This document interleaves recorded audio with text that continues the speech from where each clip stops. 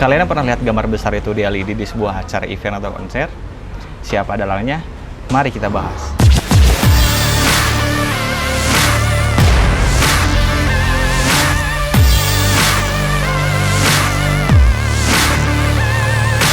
Halo Sobat Panggung, selamat datang di channel ini bersama saya Hendrik.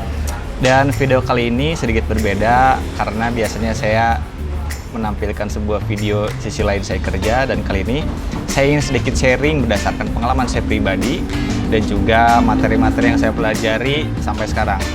Jadi setelah saya mengupload beberapa video kemarin bersama Dewa 19, di dalam rangkaian turnya banyak sekali yang bertanya sama saya, apa sih yang saya lakukan di dalam rangkaian acara tersebut? Dan saya jawab, VJ. Lalu ada yang juga ngerespon kembali, VJ itu apa? Dan saya jawab, VJ itu adalah visual jockey. Nah, buat yang belum tahu dan sebagai jawabannya saya akan buat dalam video ini, jadi simak terus video ini sampai akhir. Mari kita bahas. Visual jockey adalah seniman yang mencangkul sebagai teknisi. That's it. Jadi visual jockey atau kita singkat aja VJ itu orang yang memiliki kemampuan dalam menciptakan sebuah gambar desain atau visual lewat teknologi secara real time ataupun langsung yang bersinkronisasi dengan musik. Dan profesi yang bekerja di balik layar sebuah pertunjukan ini akan membuat atau mengkoleksi sebuah tayangan-tayangan visual yang ditayangkan pada saat pagelaran tertentu dengan menggunakan alat-alat seperti komputer atau laptop dan juga software lainnya. Dan tayangan-tayangan yang ditampilkan diharapkan dapat membangun mood dan ambience ketika performer atau artis itu beratraksi di atas panggung. Jadi di zaman sekarang itu memang sudah banyak sekali VJ dan menjadi bagian penting dari sebuah acara. Contohnya ada di acara event atau festival musik, konser musik, dan juga corporate sekaligus pun sekarang acaranya sudah memakai VJ. Untuk menjadi seorang VJ atau visual jockey itu ada beberapa poin yang harus Anda pahami dan lakukan. Itu nomor satu, harus suka dengan komputer. Jadi kamu harus punya komputer tersebut, yaitu mau laptop berbasis Windows ataupun MacBook atau komputer rakitan pun itu sangat penting ya, syarat utama. Karena di sini kamu akan bertemu dengan beberapa software dan hardware yang akan kamu hadapi. Dan juga peran teknisi lah. Di sini kamu akan dimulai juga karena kamu akan menjadi penyelamat pertama jika alat kamu atau hardware kamu itu mempunyai trouble atau masalah. Karena suatu saat itu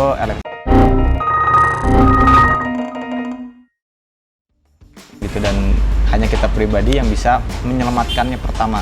Kecuali kalau kita udah mantap banget, baru kita panggil teman atau teknisi yang bisa menghandle trouble-troublenya. Jadi kuasai komputer dan kuasai hardware. Yang kedua adalah paham akan basic konsep desain.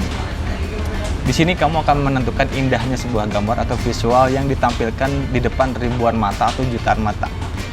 Jadi standar gambar yang diproduksi di sini adalah gambar berformat JPG, PNG, dan video. Dan video pun banyak sekali formatnya.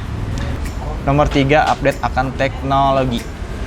Jadi kamu harus berusaha update terhadap teknologi yang berkembang di tahun sekarang sampai tahun-tahun yang akan datang.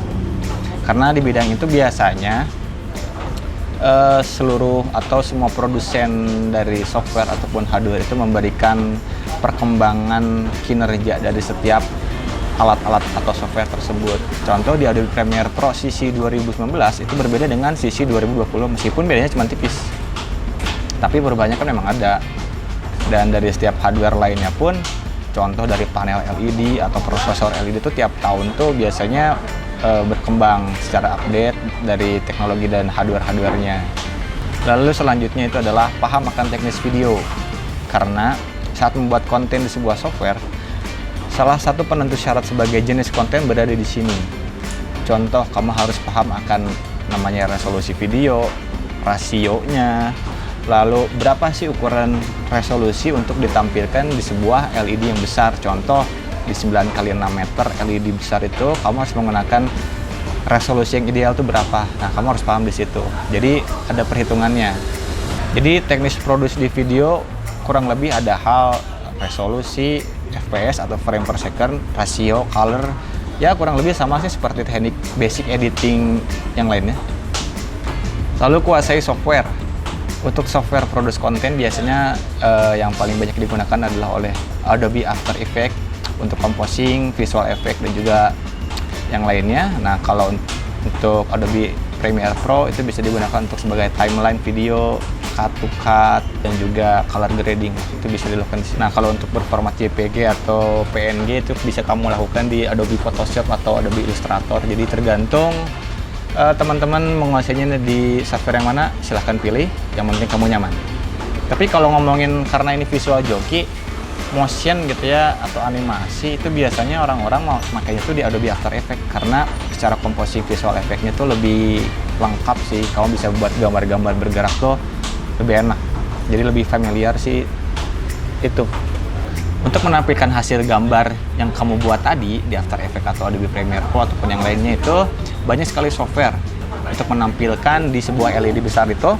Salah satunya ada Grand VJ, ada Archaos, ada apa lagi ya, VDMX, dan Resolum. Yang saya tahu sih seperti itu, tapi sepertinya masih banyak lagi ya. Cuman yang paling dilakukan atau dipakai oleh para VJ itu adalah saat ini adalah Resolum, karena apa? User friendly. Jadi interface-nya tuh lebih nyaman itu untuk digunakan, dan pengoperasian dan setting-setting segala materi pun itu lebih oke gitu, nggak pusing.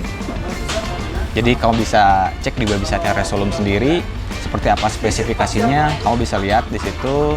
Dan terakhir, kamu itu harus senang musik. Karena apa? VJ itu berhubungan dengan musik atau audio.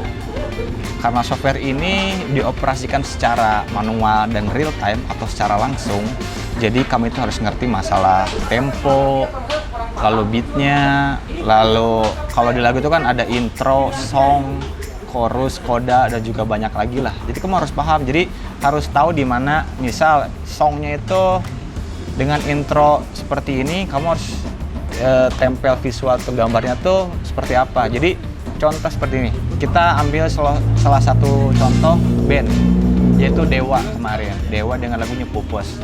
Oke, Pupus yang kita tahu adalah secara tempo itu sedikit pelan, tidak ngebeat gitu.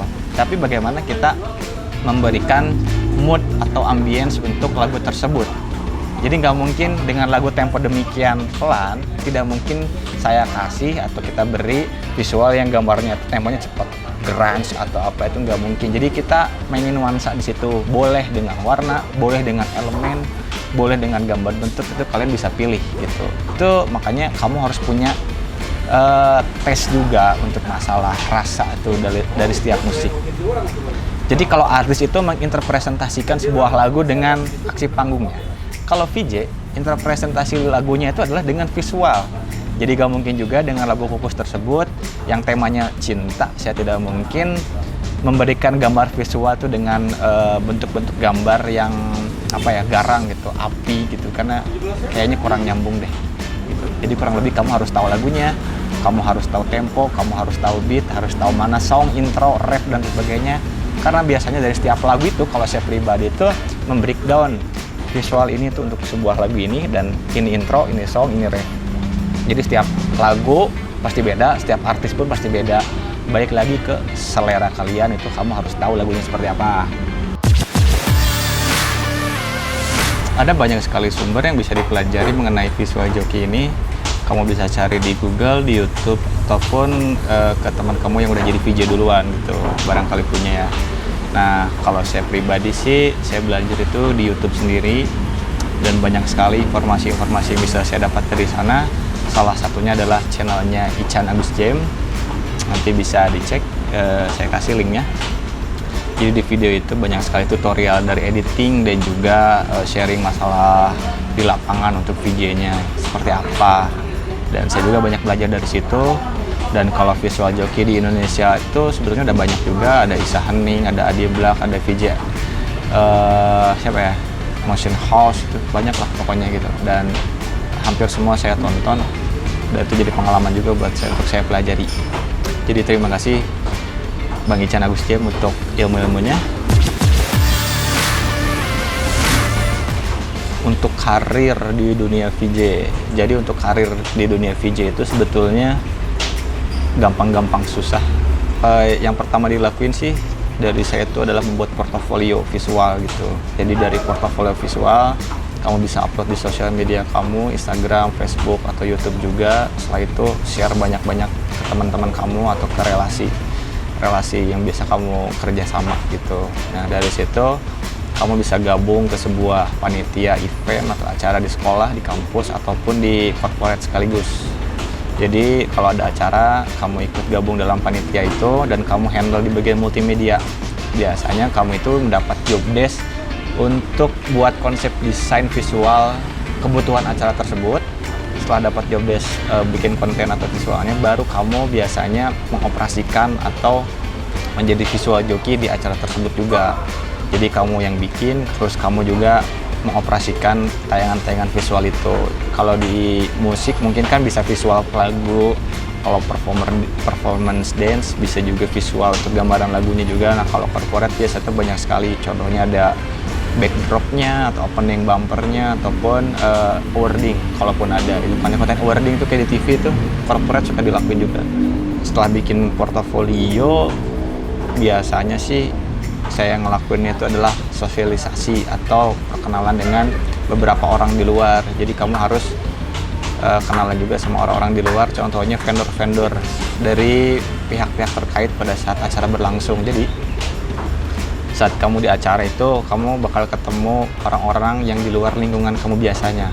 Kamu bakal ketemu sama orang vendor sound atau audio, vendor lighting, rigging, panggung, dan multimedianya. Nah disitulah momen kamu belajar, kamu bisa kenalan juga bagaimana sih sistem multimedia seperti dari vendor tersebut. Kamu belajar terus masalah ukuran rigging itu seperti apa, karena itu bisa menentukan konsep LED juga. Kalau kamu udah makin advance gitu ya levelnya, kamu bisa gambar LED sesuai dengan riggingnya atau rigging yang ngikutin ke LED-nya seperti apa. Nah sambil tetap belajar, kamu pun bisa memikirkan di sini untuk menjadi VJ itu mau menjadi VJ seperti apa? Apakah konten produce visual doang, atau hanya operating doang, atau kedua-duanya sekaligus? Jadi kamu bikin konten atau visualnya sekaligus mengoperasikannya. Itu kamu tinggal pilih. Nah kalau saya pribadi sih pengalaman, saya bikin konten juga dan sekaligus jadi operatornya gitu, karena biar duitnya lebih gede juga. Jadi setelah sampai hal tadi, kamu pilih VJ seperti apa, baru deh menentukan kamu mau jadi freelancer atau pilih jadi visual joki yang sifatnya sebagai karyawan di sebuah perusahaan yang ada di departemen multimedia, ataupun kamu membuka perusahaan sendiri atau jadi punya studio sendiri. Jadi kamu punya 3 pilihan lagi. Oke, sepertinya kurang lebih itu sih sedikit sharing dari saya, dan semoga bermanfaat buat teman-teman yang nonton video ini sampai akhir. Jadi sekali lagi, ini hanya berdasarkan pengalaman saya pribadi dan juga beberapa ilmu-ilmu yang saya tonton juga di video lainnya dan saya implementasikan, dan saya ingin sharing buat teman-teman juga. Dan sebagai jawaban buat teman-teman saya yang nanya di Instagram ataupun di Facebook, VJ itu apa, ya saya jawabnya di sini. Jadi terima kasih, semoga teman-teman juga senang nonton video ini. Jadi kalau salah mohon dikoreksi juga, karena saya pun masih dalam tahap belajar. Jadi sekali lagi silahkan beri komentar kalaupun ada yang kurang ataupun yang salah, ataupun ada pertanyaan silahkan tulis di komentar, tekan like dan subscribe. Akhir kata saya Hendrik mengucapkan terima kasih dan semangat sobat panggung. Bye. Oke.